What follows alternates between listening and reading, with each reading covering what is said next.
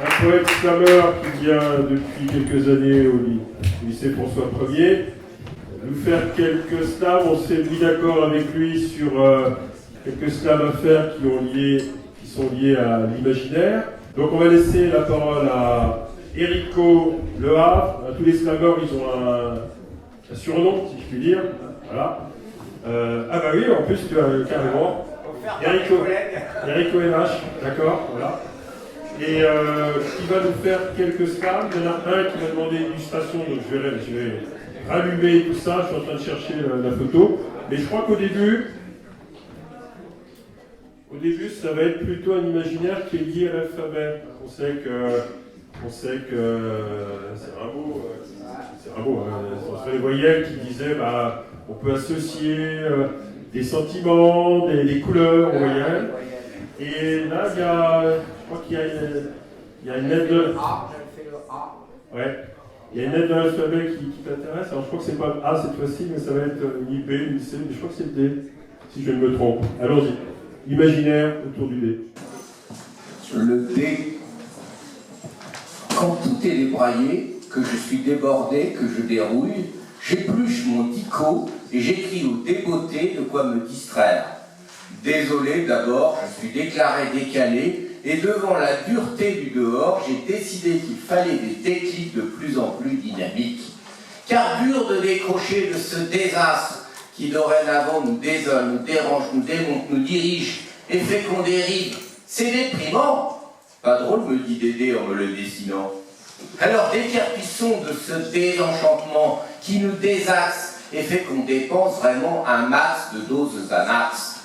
Donc ces données débiles et délétères qui nous font manquer d'air, dehors pour mieux dormir, se définir dans l'évidence et entrer dans la danse anti-décadence.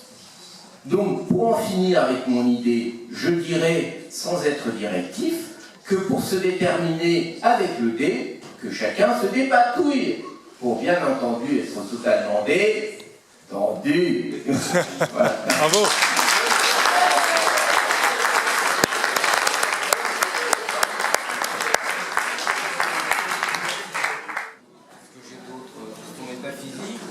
Comme tu veux. Question métaphysique, c'est bien pour aujourd'hui. Métaphysique. Ouais. Bon, alors c'est vrai que Didier a été mon prof de philosophie quand j'ai repris les études, donc en formation continue, et je sais qu'il aime bien ce texte-là. Question métaphysique. Vous, les étudiants d'université, qui accumulez du savoir avec volonté, quitte à être fatigués, pour vous dépasser, pouvez-vous m'expliquer ce que toujours veut dire? Vous, les champions du sport qui claquez des scores sans compter les efforts, pouvez-vous m'expliquer ce que toujours veut dire? Vous, les médecins qui avez les clés du corps, de ses pensées, et qui nous soignez sans discontinuer, pouvez-vous m'expliquer ce que toujours veut dire? Vous, les explorateurs nés, qui voyagez partout et qui nous emmenez au bout de tout sans arrêt, pouvez-vous m'expliquer ce que toujours veut dire? Vous, les artistes en tout genre, de tout rôle, intelligents, drôles, qui embellissez nos vies presque sans répit, pouvez-vous m'expliquer ce que toujours veut dire? Et vous, les prophètes et les prêtres, qui témoignez, qui vous impliquez pour nous éclairer, pouvez-vous m'expliquer le secret de ce que toujours veut dire? Pour que j'arrête de le dire, dans un refrain à étourdir, et que j'arrive enfin à dormir.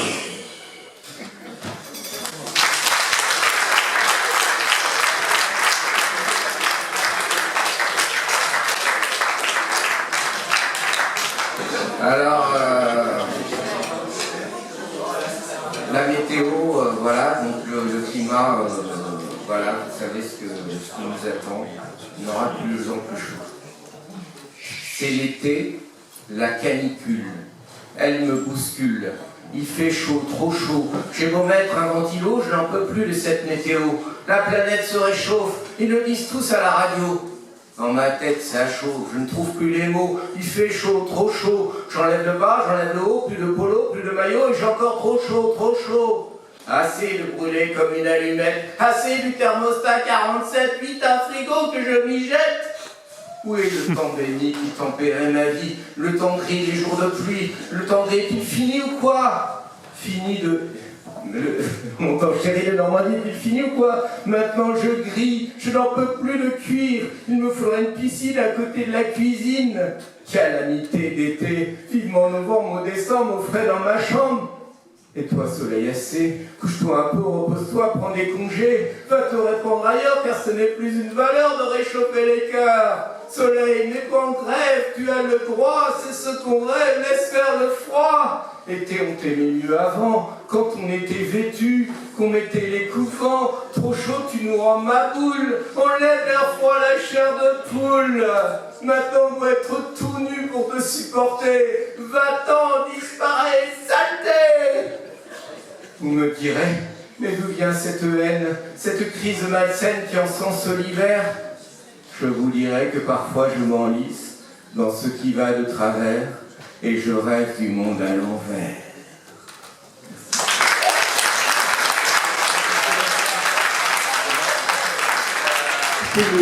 Vous parlez un petit peu de ce qu'est le slam, parce que j'imagine qu'il y en a beaucoup qui ne savent pas trop ce qu'il en est.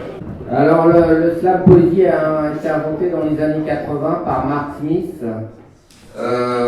Qui était un ouvrier peintre à Chicago, et donc il a décrété que pour s'ennuyer un peu moins, on pouvait instaurer des règles, et il a fait voter, il a décrété qu'on pouvait noter les poèmes, et que, donc il a déterminé un temps aussi, donc de dire que en fait un slam devait faire moins de 3 minutes ou 3, dépasser un peu mais qu'il y aurait des pénalités. Donc il y a tout un cadre en fait qui définit le slam poésie.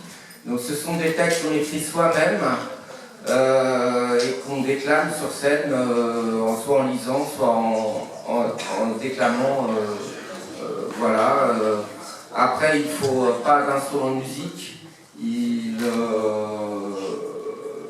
Ce sont les textes nus en fait, hein. Pas d'accessoires. Et après, donc ça s'est répandu dans le monde entier. Je te laisse enfin le faire. Image de rêve. Juste une photo à Jumièges, dans une expo intitulée L'eau et les rêves. Il est bien rare que je m'attache aux images. Je préfère souvent les mots qui inspirent davantage ma tête et mon corps de passage. Mais cette image, je l'ai rêvée. Quelqu'un l'a créée parfaite. C'est Philippe Ramette. Prenez le fond de l'eau. Mettez-y un escabeau à 5 marches. Faites monter dessus un homme habillé de noir. Laissez-le dans ce monde à boire. Cet homme, il monte, il cherche, il escalade. Il veut respirer, alors du pied droit, il atteint le plateau stable de l'escabeau. Mais oh que c'est haut, surtout dans l'eau, il est au bout du rouleau, il regarde là-haut. Il tend la main, et d'un geste surhumain, il atteint la surface de l'eau. C'était son rêve, c'est son destin. Juste l'atteindre, il rêvait l'air et la lumière pour ne pas s'éteindre. Juste une photo à Jumièges, dans une expo, pour ceux qui rêvent que l'on s'élève, pour que la vie ne soit pas un piège ni une course trop brève. Et cet homme qui se dit « où vais-je ?» qui cherche, englouti dans un monde aquatique, qui vise la dimension aéro-fantastique, il pourrait être sur terre et chercher le ciel, non. Il est dans l'eau, consubstantiel. Il invite l'air, c'est ça qu'il espère, de toutes ses forces, de toutes ses prières. Nous buvons tous de l'eau plus ou moins légère. Nous rêvons tous de l'air.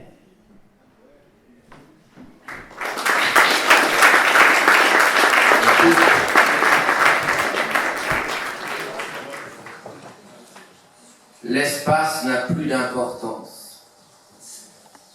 Où et quand? Je ne sais plus où, quand c'est où.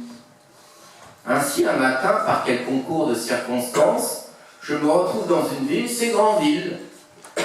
Quelquefois, je suis vraiment surpris. Je me réveille et on me dit « Bienvenue à Paris ».